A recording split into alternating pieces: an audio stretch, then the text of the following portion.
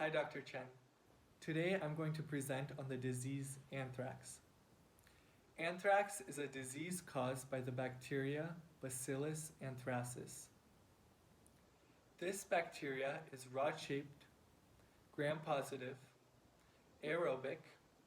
It contains a centrally located endospore, and it has an outer capsule. It is also naturally found in soil. So when most people think of the disease anthrax, they think of the bioterrorist attacks that occurred in 2001. In these attacks, Bacillus anthracis spores were placed in letters and sent throughout the United States. 22 people were affected by these attacks, and sadly, 5 people died because of them. Bacillus anthracis is actually considered a Tier 1 bioterrorism agent because it can easily be found in the environment and it can unknowingly be spread to people through powders, sprays, food, and water. So this is just one aspect of the disease, but who is affected most by anthrax? Believe it or not, livestock and wild animals are most affected. Animals such as cattle, sheep, goats, antelope, and deer are mainly affected by this disease. Anthrax is predominantly located in the agricultural regions of the Caribbean, Sub-Saharan Africa, Central and South America, Central and Southwestern Asia, and Southern and Eastern Europe. This is because these undeveloped regions don't have veterinary programs that routinely vaccinate their animals. So, how is anthrax transmitted? Anthrax reservoirs of infections are zoonoses, so animals can transmit the disease to humans, and non-living reservoirs of infection are soil and water. One way anthrax is transmitted is through vehicle transmission.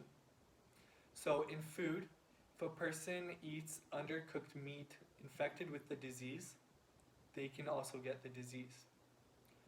By air, if someone inhales anthrax spores, they can get the disease.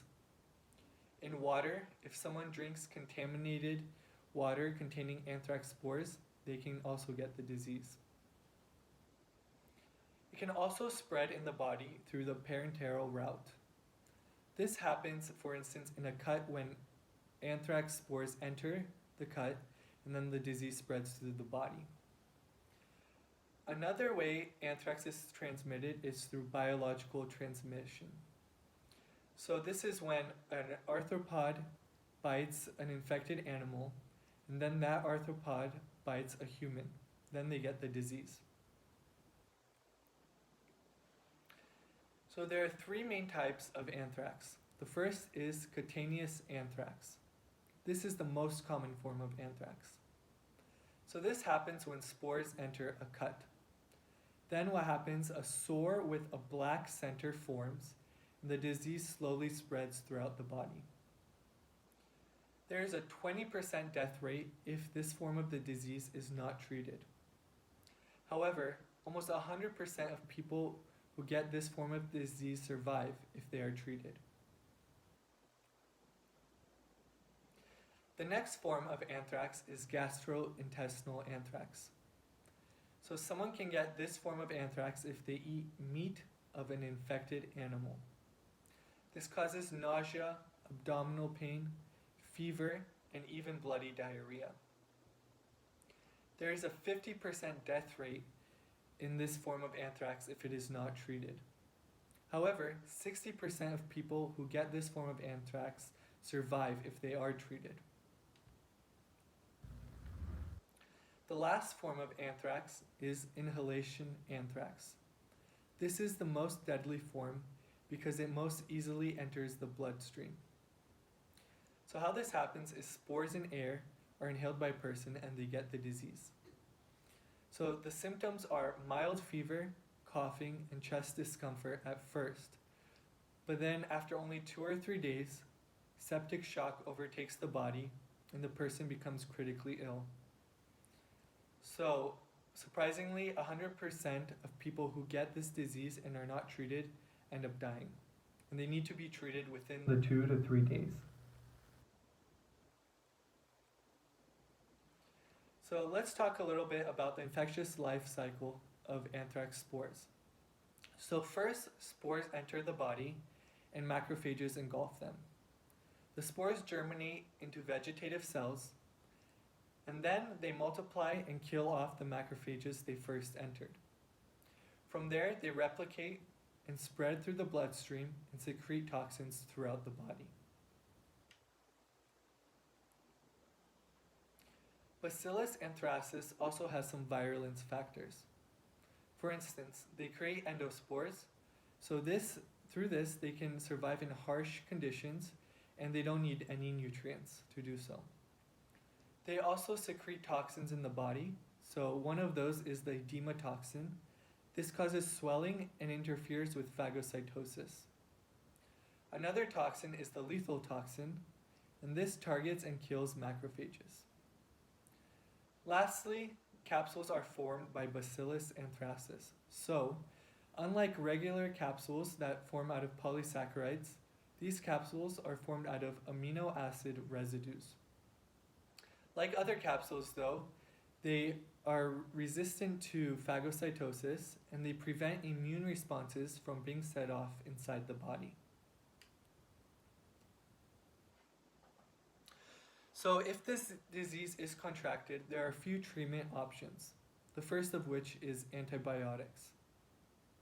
There are 2 antibiotics available on market. The first is ciprofloxacin, and the next is doxycycline. So these antibiotics need to be taken for 60 days, and this is because some of the spores still germinate within that time. The next form of treatment is antitoxins. So once toxins develop in the body and a person develops major symptoms, these can be used to target toxins directly produced by the disease, and they eliminate them. Lastly, there's a vaccine available for both animals and humans. Now, humans are most likely to get the vaccine if they are directly affected or at high risk of getting the disease anthrax. For instance, people who work with livestock. So this is basically 5 shots administered over 1.5 years, and it does require annual boosters. Lastly, I want to end on a positive note and talk about Koch's postulates. So basically, as we learned in class, Koch's postulates prove that a specific disease is caused by a specific microorganism.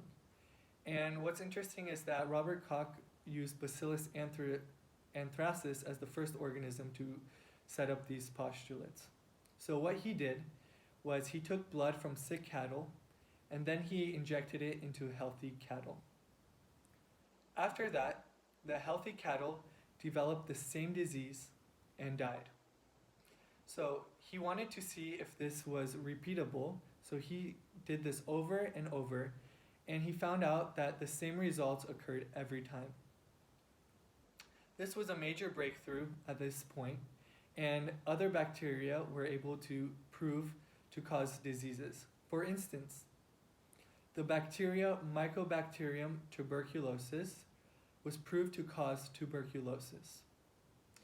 And this is pretty amazing because at the time there were not many advances in microbiology, and this bacteria, Bacillus anthracis, was able to be used in a positive application to change the microbiology that we know today. So I thought that was very cool, and I really appreciate you for watching this video, and thank you so much.